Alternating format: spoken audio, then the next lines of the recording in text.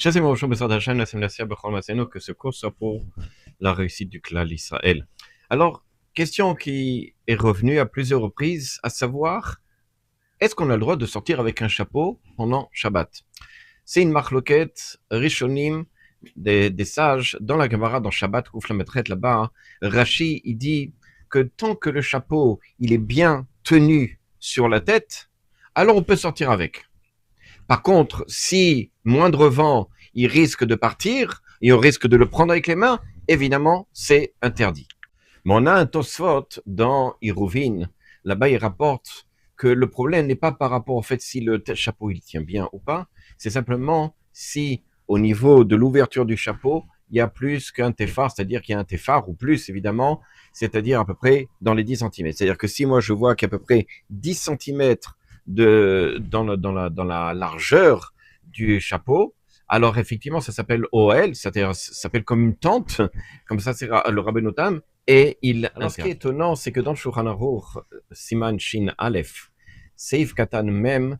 Seif même, pardon, là-bas le Shulchan Aruch, il rapporte la Shita de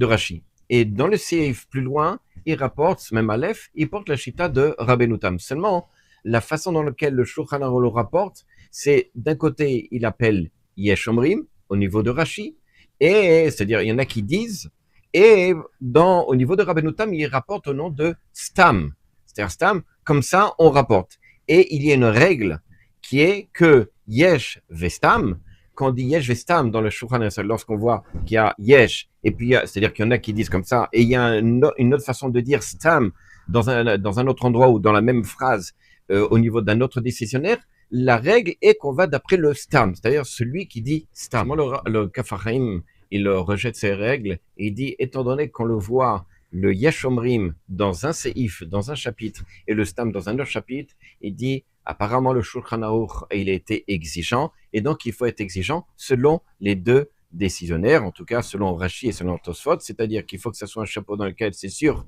qu'il tient avec n'importe quel vent, en tout cas vent normal, on n'a pas dit d'un ouragan, et évidemment qu'il n'est pas plus que Asarat Fahim dit Fahim. Il y a d'autres décisionnaires qui considèrent que on peut aller selon le Shulchan Aruch, comme quoi on va seulement pour un chapeau qui tienne bien, mais pas qui soit plus de Asarat Fahim, mais il y en a d'autres qui vont à l'inverse. Juste pour revenir au sujet du chapeau, nous aurons le temps, Bezrat Hashem, de revoir quelques lois concernant le chapeau, parce que ça n'est pas juste cette décision-là, ces décisionnaires-là. Évidemment, d'après le Shulchan Aruch, il faut être exigeant d'après les deux, d'après le Kaf HaChaim, si on va d'après le Kaf HaChaim, selon les Sfaradim qui veulent être exigeants, nous verrons, Bezrat Hashem, il y a beaucoup de détails dans lesquels on doit prendre en compte si oui ou non on peut prendre un chapeau avec une certaine envergure. À bientôt.